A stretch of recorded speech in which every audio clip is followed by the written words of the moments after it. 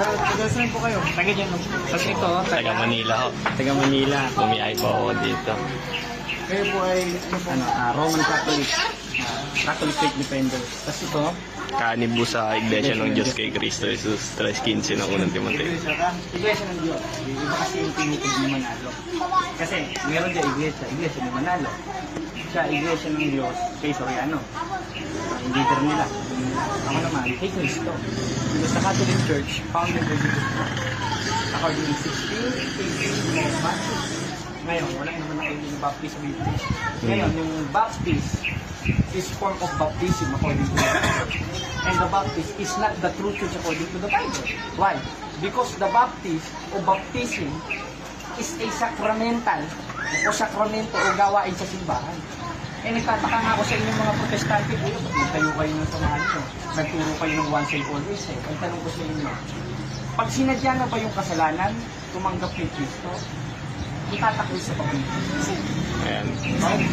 Halimbawa, tinanggap mo na si Kristo kasi binabasa ng John 3:16 sa Roma, o tinanggap mo na si Kristo. Ngayon, pag sinadya yung kasalanan, itatakbo yung pabalik Kristo o once save always save na.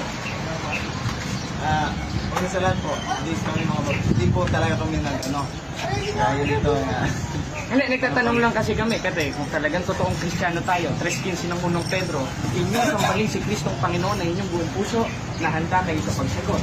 Dapat handa po kayo sa Una sa lahat, pagsagot. sinasabi ko po, kami po ay hindi mga protestante. Protestant po kayo kasi, unang-una, nagsimula kayo kay Martin Lutero, pasa-pasa na yan, hanggang sa Bakit buo na nyo kayo nasabi, alam niyo po ba yung namin? kasi Trail of blood. kasi kapatid, hindi naman kayo galing kay Kristo. Dahil wala namang sinabi si Kristo, 16:18 ng Mateo, o kay Pedro, sa ibabaw ng batong ito, itatayo ko ang aking Bible Baptist Church. Wala sa Biblia. Wala ka po makikita Bible Baptist Church na sinabi. Sa kapatid, tinatanggap niyo kapatid, wala talaga sa Biblia. Ang Baptist po ay authority po galing sa Diyos. Tama. At yung binigyan ng authority, 16:19 ng Mateo, si Pedro.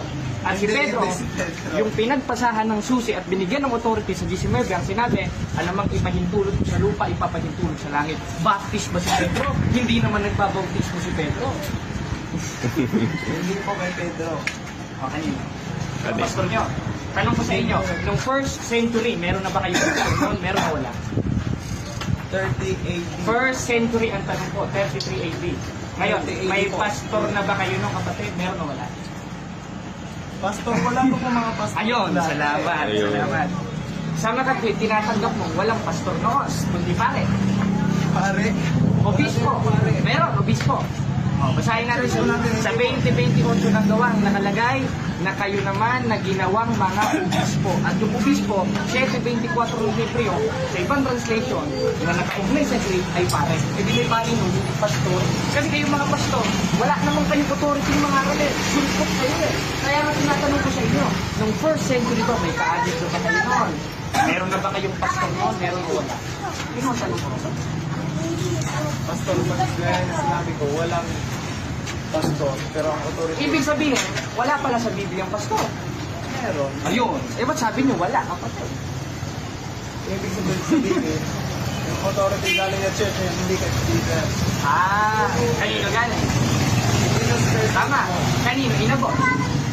Sa church. Kanino inabot? Kasi basahin natin yung konteksto ng 16:18 na Mateo. Meron ka ba Biblia dyan? Basahin natin. Alam mo, Mateo. Kasi kapatid, mahirap makakaligaw. Katoliko pa yata si tatay. Katoliko pa kaya tayo. Mahirap yan, kapatid. Kailangan, stay tayo itong sige. Anong papay? Basahin natin sa anong pangalan ng papay? Minister niyo, kapatid? Pastor Laurena po sa Pasita. Pastor Laurena. Pastor Laurena. Basahin natin. Pastor Laurena. O siya'y binigyan ng authority ni Cristo. O si Pedro ba? Basahin natin sa 16. Literal po ba na? 18 ng Mateo. Ang sabi? Basahin natin. Sabi, ito kapatid. At sinasabi ko naman sa iyo, ikay Pedro. Isa palagay. At sa ibabaw ng batong ito, itatayo ko ang aking iglesia. Sino ang kausap? Si Laurel ba? Hindi. Ang kausap, si Pedro. Ibig sabihin, yung binigyan ng authority ni Kristo, si Pedro. Anong klaseng authority? 19. Basahin natin. Ibibigay ko sa iyo ang mga susi ng kaharian ng langit. Kanino binigay? Kay Pedro. Kaya si Pedro, mula kay Kristo, binigyan siya ng otoridad. Hindi naman Pastor Laurel ng Baptist Church. Dahil ang nakalagay dyan, Iglesia ng Diyos. At according to the Catechism of Catholic Church, yung Iglesia ng Diyos o Iglesia ni Kristo ay ang Roman Catholic. So, ganyan po yung ano nyo. Talagang hindi tayo Eh kasi, ubus naman yung kapatid eh. Kami na, upon disruptionismo. Abang disrupt. O, may nakalagay pa dito kapatid na tumuro si Kristo sa sarili niya. Wala! Wala kapatid, ginagawa mong literal. Pag sinabi Ito mong nakalagay. disrupt. Ikay Pedro, sa ibabaw ng batong ito, hindi naman sinabing batong ako. Si Pedro eh. Si Pedro! Hindi naman baptist si Pedro dahil hindi naman nagbabautismo si Pedro eh. Ngayon kapatid, ito kapatid, tatanungin kita. Ngayon, kung ang aral nyo ay once saved, always saved, yung tanong ko kanina, ibabalik ko sa inyo. Ano? Kapag tinanggap ba si Kristo, gumawa ng kasalanan, sinadya, ligtas pa rin ba? Sinadya ko na sa lahat, tututuong kang ligtas ay hindi ka gagawa ng kasalanan. Hindi po tinuturo sa amin. Ibig sabihin, kapatid, kapag tinanggap mo na si Kristo, totoong ligtas na, hindi na pwede magkasala. Pwede siya Ayun. magkasala. Ngayon, kung nagkasala at nakagawa pa ng kasalanan, ligtas pa rin ba at nandun pa rin ba si Kristo? Oh, ayun. Ngayon, kung mabasa ko sa Biblia na may karapatang umalis sa iyo si Kristo kapag gumawa ng kalokohan, tatanggapin nyo kapatid, mali ang ipinangangaral nyo, nililigaw nyo si tatay na Katoliko rin, na kapatid ko. Oh. Hindi kapatid, tinatanggap ko ba o hindi? Una sa lahat. Hindi kapatid, ang tanong ko sa inyo, tinatanggap nyo oo o hindi? Kasi kapag yung sagot nyo kontra sa oo o hindi, ang sabi ni Kristo, 5:37 ng Mateo, sama-sama kayo. Alam ko pa naman sana ganito. Hindi. Yung mga verses po na Hindi binabasa mo kapatid, ay talagang basta ano muna, tinatanggap mo ba kapatid? Kung mabasa ko ba sa Biblia, na kapag gumawa ka ng kalokohan. Kasi alam ko na po yung mga binabasa. Sige, ngayon, kung hindi mo tatanggapin, kapatid, sa mga tweet, tinatakwil mo si Kristo. Bakit? 12:48 ng 1, ang nagtatakwil sa akin, nagtatakwil sa akong salita. Tinatakwil niyo yung salita ni Kristo sa mga tweet, itinatakwil niyo si Kristo. Mga Katoliko ba kayo, mga kapatid? Oo, mga Katoliko pa rin. Niloloko niyo kapatid eh. Niloloko niyo eh. Sabihin niyo po kung anong gusto na sabihin. Pero Pati si tatay, Katoliko rin, kapatid. Niloloko niyo pa rin. alam niyo po ba yung purpose ko pa? Alam ko, babasahin niya 28:20 ng Mateo, John 3:16 sa Roma. Out of context naman kayo nun, hindi naman sa inyo sinulat yun eh. Pag ganito po na. Kaya nga ang tanong ko sa iyo kapatid eh, kung mabasa ko ba na may karapatan si Kristong iwan ka pag tinanggap mo siya, tatanggapin niyo mali ang ipinangangaral niyo, niloloko niyo yung mga kapatid yung Katoliko. Ano kapatid? Basahin na natin. Mababasa na tayo ha. Basahin natin sa 2 Corinthians, written by the Apostle Paul, 14:27 Corinthians. Basahin natin. Basahin natin sa, nasa ba Corinto dito? Corinto. Malipsis na to. Corinto. Yan. Unang Corinto. Yan ha. Basahin natin, kuya. Dito na lang sa ano, hindi natin mahanap. Sa Digify mo. Ano bro? Yan. Basahin natin. Pagkabasa ko kapatid, pagbulay-bulayan nyo. Kasi yung aral nyo, niloloko nyo yung mga kapatid namin Katoliko. Basahin natin sa 2 Corinto 13:5. Sabi, siyasatin ninyong inyong sarili kung kayo na nga sa pananampalataya. Sulat ni Pablo. Hindi natin i-interpret ha. Subukin ninyong inyong sarili. Hindi ba ninyo nalalaman si Hesus Kristo'y nasa inyo? Aba, ang sinabihan pala nito, kung konklusyon ng baptist ang gagawin natin, mga saved na. Kasi si Hesus Kristo'y nasa inyo. Ngayon, may karapatan bang itakwil tayo ni Kristo? Tuloy! Maliban na nga kung kayo'y itinakwil na. Ibig sabihin, may karapatang itakwil tayo ni Kristo. Eh, paano? 10:26 ng Hebreo, kapag sinasadya na natin ang kalokohan natin. Gaya ng ginagawa ng Bible Baptist Church. Yan ang kapatid. Kaya ano eh. Wala akong masasabi dyan. Kasi pag ganitong usapan, alam ko na saan patutungo to. Wala pong talagang magana sa atin, hindi po tayo mga pag-intindihan. Alam ko yung stand nyo, pero kami po kasi hindi namin promote na may pag-discussion sa inyo. Ay, ibig sabihin pala, kapatid, kinukontra Pero- niyo yung pangangaral ng mga apostol. Kasi ang pangangaral ng mga Yan, apostol, yun, yun, yun, ang sinasabi ko gamit sa muna yan. Biblia, basahin natin. Hindi Ikalawang ko alam Timoteo yung- 3:16, ang mga kasulatan na kinasihan ng Diyos ay mapapakinabangan rin naman sa pagtuturo. Kaya nang ginagawa nyo, Kahit ano pagsansala, ang sabihin ko. pagsaway, hindi kayo Kasi may- sumasaway. may Kaya sarili ka kontra lang kayo sa ng Biblia, kapatid. Wala pa rin kahit ano sa Biblia. Ganyan po yung patutungo. Saan ba ang lokal niyo, kapatid? Yung ba yung pinaka Kami po ay lokal. Saan ba yung ano niyo? Church niyo, chapel niyo? Mm. Diyan sa San Pedro, sa Pasinta. San Pedro. Ay, hindi ko yan kapatid ko kaya. Kasi Inigaw yung mga kapatid namin Katoliko. sabi, hindi ka. Kasi ganun lang yung ano eh, kapatid eh. Ini-access sa kayo. Una-una, hindi naman kayo canonized. Yeah, Ano, marami na po yung usapan natin. Kasi nga, may na po. Season po naman gospel. nga, gospel yun bro eh. Kasama sa gospel nila Cristo yun eh. Nasa 2 Corinthians nyo, ikalawang Corinthians 4 hanggang 5, gospel nila Cristo yung pakipag-diskusyon. Nagtataka na ako, ba't pinalis mo Wala ka? po lahat, mga sinasabi po, pag-aatake. Ay, kasi utos naman yung bro eh. Huwag mo naman sabihin mali yung atake. Kasi, basahin ulit natin ng ikalawang Timoteo 3:16. Ito, ang mga kasulatan na kinasihan ng Diyos ay mapapakinabangan rin naman sa pagtuturo. Ginagawa namin, pagsaway. Hindi utos yung pagpagsaway. Anong klaseng Ikaw pagsaway? po ba ay tiyak mo na sa langit? Tiyak mo sa langit, in the grace of God. Paano mo po masasabi? Sa awat tulong ng Diyos. Kasi tumutupad Kung sakaling po ako sa dumating mga sa'yo ang utos. kamatayan. Saglit lang kapatid, sasalita ko eh. Kaya kung sakaling dumating sa akin si Kristo, maliligtas ako in the grace of God. Not in the grace of Bible Baptist Church, not in the Bible. Ayun lang naman yung kapatid eh. Kaya hanggang dito na ulit tayo. Kaya, Sige kayo.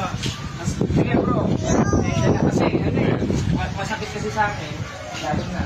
Pero, yun na, bakit mo tiyak sa grace mo? Kung sakaling dumating yung kamatayan. Ito kapatid ha, ngayon, kung sakaling dumating ang kamatayan ko, maliligtas ako in the grace of God. Why? 15 ng unang Korinto, 2:12 ng Pilipos, 2:13 ng Pilipos, bakit? Sapagkat Diyos ang gumagawa sa iyo. At siyempre, hindi ka din gagawa, hindi rin gagawa. Gagawa ka rin dapat. 2:13 hanggang 2:12 ng Pilipos. Hindi kaya ng ginagawa ng mga Baptist Church, tinanggap ko na si Kristo, saved na ako. Ibig sabihin pala, matalino kayo kay Apostol Juan. Mm. Bro, kasi si Apostol Juan sa 3:2 ng unang Juan, ngayon anak tayo ng Diyos, hindi pa nahayag kung ano magiging tayo. Samantalang kayo, alam nyo na. Ibig sabihin pala, matulog pa kayo sa mga apostol ni Cristo kapatid. Hindi na. Hindi yung ganun ibig sabihin. Hindi kapatid. Alam mo ba, kahit sila mga apostol, tiyak mo yun nasa langit. O sige, Diba? sabi mo, tiyak ano? O babasahin ko yung 3:2 ng unang Juan. Ang sabi dun sa ulat, kasi lahat ng isinulat ni Apostol Juan, interpreted na yun. Hindi ako mag-i-interpret ha. 1:3 ng unang Juan. Dahil yung naming nakita at narinig yun ang binabalita nila. At isa dun sa ipinabalita nila, 3:2 ng unang Juan, ngayon mga anak tayo ng Diyos, hindi pa nahahayag kung ano magiging tayo. Kaya nga ang tanong ko kapatid kung ang mga apostol, aral nila katulad na sa inyo, ba't ang sabi ni Apostol Juan? Aba, ngayon anak tayo ng Diyos, hindi pa nahahayag kung ano magiging tayo. Samantalang kayo, hayag na hayag kayo, pinangangaral niyo pa. Anong stand mo doon kapatid? Sinong mas matalino sa inyo ni Apostol Juan? Ikaw na nagsasabi noon? O si Apostol Juan, nakakaulit na pinangangaral niyo? Hindi po yung sinasabi ko lang. Hindi kapatid, tinatanong kita, sumagot kayo sa tanong mo kapatid. Ang tanong ko lang sa inyo, sinong mas matalino sa inyo ni Apostol Juan? Kasi si Apostol Juan, 3:2 ng unang Juan, ngayon mga anak tayo ng Diyos, hindi pa nahahayag kung ano magiging tayo. Kakontra naman yon dun sa sinasabi nyo na alam nyo na mangyayari sa inyo. Automatically lang. Nagkakontra mo yung salita. O, kaya, ang tanong, sumagot ka muna. Sinong mas matalino sa inyo ni Apostol Juan? Ikaw? O kayo? O si Apostol Juan? Sa 3:2 na muna. Sagot ka ba tayo? Categorical. Categorical. Parang natalino. Sino ang natalino? Wala na Hindi, saglit lang kapatid. Sumugot ka sa tanong ko. Ito, tatanong ko muna sa'yo. Tinatanggap mo ba kapag namatay ka, alam mo na mangyari sa'yo? Mas ka na. No, ngayon, alam mo na ano, at ibig sabihin, alam mo na mangyayari sa'yo sa inarap. Kung sakaling mamatay ka, alam mo na, doon ka sa langit, direkto. Save ka na. Tama ba yun o hindi? Tama. O, tama. Ngayon, ang sabi ni Apostol Juan, 3:2 ng unang 1, ngayon mga anak tayo ng Diyos, hindi pa nahahayag kung ano magiging tayo. Therefore, sila Apostol Juan, anak na sila ng Diyos, hindi pa nahahayag kung ano mangyayari sa kanila. Kaya ang aking panguntana, ganito, sinong mas matalino sa inyo ni Apostol Juan? Ikaw na nagsasabi doon, hindi ay, ito nga, babasahin natin ha. Ito ha, doon lang tayo sa mismong bersikulo. Stick tayo doon. Dahil utos naman yan, nunutres ng Apokalipsis. Sabi, ngayon mga anak tayo ng Diyos, hindi pa nahahayag kung ano magiging tayo. Ang tanong ko sa inyo kapatid, sinong mas matalino sa inyo ni Apostol Juan? Ikaw o si Apostol Juan? Sagutin mo akong panguntana kapatid. Sa anong bang verse yan? O, 3:2 ang unang 1. Babasahin ko ulit. Ngayon, mga minamahal, ngayon mga anak tayo ng Diyos, at hindi pa nahahayag kung ano magiging tayo. Ang tanong ko sa iyo kapatid, sinong mas matalino sa inyo ni Apostol Juan? Ikaw na nagsasabing alam mo na? O yung mumunting mga anak nila Apostol Juan at si Apostol Juan na nagsasabi na ngayon mga anak tayo ng Diyos at hindi pa nahayag kung ano magiging tayo? Sinong mas matalino sa inyo? Yung first century Christian? Kasama ang mga apostol? O kayo? Ayan. Hindi po about sa salvation niya. Hindi ko ba din eh? Sinasabi niya. Ito, babasahin ulit natin ha. Babasahin ulit natin. Baka hindi niya naintindihan, Pastor. Ngayon, mga minamahal, ngayon mga anak tayo ng Diyos, at hindi pa nahahayag kung anong magiging tayo. Kaya ang tanong ko, sino Bakit mas niyo pa sinabing hindi pa matalino? mahayag? Saglit lang kapatid. Kaya nga niya sinabing hindi pa mahayag kung ano magiging tayo. Ibig sabihin, hindi pa nila alam kung ano magiging sila. Future progressive yun. Huwag niyong gawing past tense. Oh, babasahin ko ulit, kapatid. Nabubuhay pa sila. Babasahin ko ulit. Wala pa Mga o kaya nga, nabubuhay pa sila, kaya hindi nila alam mangyayari sa kanila. Samantalang ikaw, buhay ka na rin, alam mo na mangyayari sa'yo, kaya nang tinanggap mo kanino. Pag namatay ka, diretso ka na sa langit. Kaya ang tanong ko kapatid, sinong mas matalino sa inyo ni Apostol Juan? Kinakain nyo na yung sinasabi niyo eh. Si Apostol Juan sa 3:2 ng unang 1, o ikaw, kapatid? Ayan. Hindi, sumagot ko muna, kapatid. Dalawa lang ako papipilian niyo. Basahin natin, no? Basahin natin. In 3, 2, o 1 John. Basahin ko, ha? First John. O, 3:2. Ang nakalagay, mga minamahal, ngayon mga anak tayo ng Diyos, hindi pa nahahayag kung ano magiging tayo. Kaya nga, ang tanong ko sa iyo, sinong mas matalino sa inyo ni Apostol Juan? Kinakain mo. Yung context na ito, hindi po sa kaligtasan. Hindi ako abot. Eh, tanong ko sa iyo, lahat ba ng isinusulat ng mga apostol ukol sa kaligtasan na ipinasusulat ni Kristo? Yes or no? Hindi. Ngayon, yung nakasulat ba sa Biblia, kapatid, kapatid lang, yung nakasulat ba sa Biblia na ang Ebanghelyo ni Kristo ukol ba sa kaligtasan niya? Yes or no? Yung isinusulat, yung inutos ni Kristo, lahat ba ng pinasabi ni Kristo na isinusulat ng mga apostol, kasama ba sa kaligtasan niya? Yes or no?